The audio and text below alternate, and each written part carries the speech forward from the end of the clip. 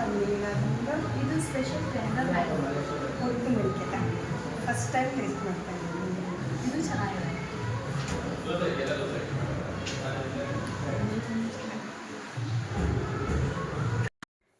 Video ನೋಡ್ತಿರ್ಬೇಕಾದ್ರೆ ನಿಮಗೆ ಗೊತ್ತಾಗಿರುತ್ತೆ, ನಾನಿವತ್ತು ತಂಬಳಿ ಮನೆ ಬಗ್ಗೆ ನಿಮ್ಮ ಜೊತೆ ಶೇರ್ ಮಾಡ್ಕೊಳ್ಳೋಣ ಅಂತ ಬಂದಿದ್ದೀನಿ. ಆದರೆ ಇದು ಯಾವ ಬ್ರ್ಯಾಂಚ್ ತಂಬಳಿ ಮನೆ, ಎಲ್ಲಿರೋದು, ನಾನು ಈ ವಿಡಿಯೋನ ನಿಮ್ಮ ಜೊತೆ ಶೇರ್ ಮಾಡ್ಕೊಳ್ಳೋದಕ್ಕೆ ಕಾರಣ ಏನು, ಎಲ್ಲವನ್ನ ಕೂಡ ನಿಮ್ಮ ಜೊತೆ ಶೇರ್ ಮಾಡ್ಕೊಳ್ತೀನಿ. ಅದಕ್ಕೂ ಮೊದಲು ಹಾಯ್ ಫ್ರೆಂಡ್ಸ್, ಅನುಗ್ರಹ ಕಿಚನ್ಗೆ ಸ್ವಾಗತ. ನಾನು ನಿಮ್ಮ ಉಷಾವಿ ಭಟ್. ತಂಬಳಿ ಮನೆ ಈ ಬ್ರ್ಯಾಂಚಲ್ಲಿ ಇವಾಗ ಬೆಳಗಿನ ಸಮಯದಲ್ಲಿ ತಿಂಡಿಗಳನ್ನು ಸರ್ವ್ ಮಾಡೋದಕ್ಕೆ ಶುರು ಮಾಡಿದ್ದಾರೆ. ಯಾವೆಲ್ಲ ತಿಂಡಿಗಳು ಸಿಗುತ್ತೆ ಅಂತ ಕೇಳಿದರೆ, ವೆಜಿಟೇಬಲ್ ದೋಸೆ, ಪಾಲಕ್ ದೋಸೆ, ಪ್ಲೇನ್ ದೋಸೆ, ದೋಸೆಗಳಲ್ಲಿ ಹೊಸ ಒಂಥರದ ದೋಸೆನ ಕೂಡ ಇಂಟ್ರೊಡ್ಯೂಸ್ ಮಾಡಿದ್ದಾರೆ. ಅದೇನು ಅಂತ ಕೇಳಿದರೆ, ಕಬ್ಬಿನ ಹಾಲು ಹಾಕಿ ಮಾಡಿರುವಂಥ ಕಬ್ಬಿನ ಹಾಲಿನ ದೋಸೆ. ಈ ದೋಸೆ ಅಂತೂ ಸಖತ್ತಾಗಿತ್ತು. ದೋಸೆ ಸ್ವಲ್ಪ ಸ್ವೀಟಾಗಿತ್ತು, ಆದರೆ ಅದರ ಜೊತೆ ಕೊಡುವಂಥ ಚಟ್ನಿ ತುಂಬಾ ಸ್ಪೈಸಿ ಆಗಿದ್ದು ಕಾಂಬಿನೇಷನ್ ಸಖತ್ತಾಗಿತ್ತು.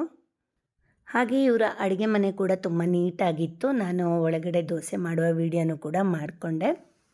ಇನ್ನು ಮಲೆನಾಡ ಸ್ಪೆಷಲ್ ಪುಂಡಿ ಅಥವಾ ಹಬೆ ಕಡುಬು, ಜೊತೆಲಿ ಒತ್ತು ಶಾವಿಗೆ, ಇದು ಕೂಡ ನಿಮಗಿಲ್ಲಿ ಸಿಗತ್ತೆ. ಇಲ್ಲಿ ಅಕ್ಕಿ ರೊಟ್ಟಿ, ರಾಗಿ ರೊಟ್ಟಿ ಕೂಡ ಸಿಗತ್ತೆ. ರೊಟ್ಟಿ ಕೂಡ ಅಷ್ಟೇ ಸಾಫ್ಟಾಗಿ ಟೇಸ್ಟಿಯಾಗಿತ್ತು. ಇನ್ನು ತಂಬುಳಿಗಳ ವಿಷಯದ ಬಗ್ಗೆ ಬಂದರೆ ಹೇಳೋದೇ ಬೇಡ. ದಿನಾಲೂ 4-5 ಬಗೆಯ ತಂಬುಳಿಗಳಿರುತ್ತೆ. ತಂಬುಳಿ ನಮ್ಮ ದೇಹದ ಆರೋಗ್ಯಕ್ಕೆ ತುಂಬಾ ಒಳ್ಳೆಯದು. ತಂಬುಳಿ ಅನ್ನುವ ಹೆಸರಲ್ಲೇ ಇದೆ ತಂಪಾದ ಹುಳಿ ಅಂತ. ಇಲ್ಲಿ ಇವ್ರದ್ದೇ ಆದ ಆರ್ಗ್ಯಾನಿಕ್ ಪ್ರಾಡಕ್ಟ್ಗಳು ಕೂಡ ಸಿಗತ್ತೆ. ತಿಂಡಿ ತಿಂದ ನಂತರ ಒಂದು ಟೀ ಅಥವಾ ಕಾಫಿ ಕೂಡ ನೀವಿಲ್ಲಿ ಕುಡಿಬಹುದು.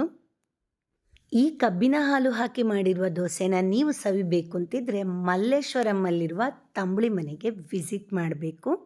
ನೀವೇನಾದರೂ ಈ ಮೊದಲೇ ವಿಸಿಟ್ ಮಾಡಿದರೆ ನಿಮಗೆ ಈ ದೋಸೆ ಇಷ್ಟ ಆಯಿತಾ ಅನ್ನೋದನ್ನು ಕಮೆಂಟ್ಸಲ್ಲಿ ತಿಳಿಸಿ.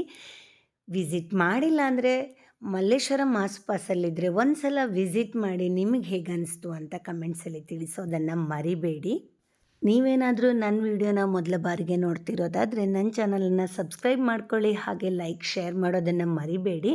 ಇದೇ ಥರದ ಮತ್ತೊಂದು ಕಂಟೆಂಟ್ ಜೊತೆ ನಿಮ್ಮ ಮುಂದೆ ಬರ್ತೀನಿ. ಅಲ್ಲಿ ತನಕ ನನ್ನ ವಿಡಿಯೋನ ನೋಡಿ ಪ್ರೋತ್ಸಾಹ ಮಾಡ್ತಾಯಿರಿ. Thanks for watching.